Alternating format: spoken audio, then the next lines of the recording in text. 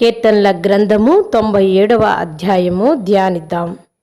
యెహోవా రాజ్యము చేయుచున్నాడు, భూలోకము ఆనందించును గాక, దీపములన్నీయు సంతోషించును గాక. మేఘాంధకారములు ఆయన చుట్టూ నుండును, నీతి న్యాయములు ఆయన సింహాసనమునకు ఆధారము. అగ్ని ఆయనకు ముందుగా నడుచున్నది, అది చుట్టూనున్న ఆయన శత్రువులను కాల్చివేయుచున్నది. ఆయన మెరుపులు లోకమును ప్రకాశింపజేయుచున్నవి, భూమి దాన్ని చూచి కంపించుచున్నది.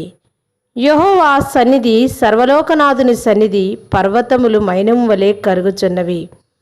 ఆకాశము ఆయన నీతిని తెలియచేయుచున్నది, సమస్త జనములకు ఆయన మహిమ కనబడుచున్నది. వ్యర్థ విగ్రహములను బట్టి అతిశయపడుచు చెక్కిన ప్రతిమలను పూజించు వారందరూ సిగ్గుపడుదురు. సకల దేవతలు ఆయనకు నమస్కారము చేయును. యెహోవా, సియోను నివాసులు ఆ సంగతి విని నీ న్యాయ విధులను బట్టి సంతోషించుచున్నారు.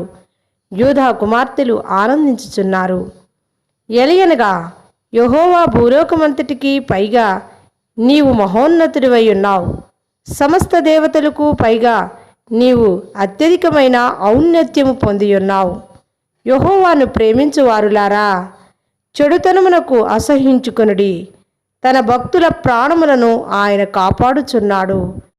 భక్తిహీనుల చేతిలో నుండి ఆయన వారిని విడిపించును.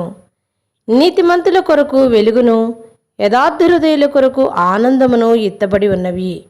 నీతిమంతులారా, యెహోవా యందు సంతోషించుడి. ఆయన పరిశుద్ధ నామమును బట్టి ఆయనకు కృతజ్ఞతాస్తుతులు చెల్లించుడి. ఆమేన్.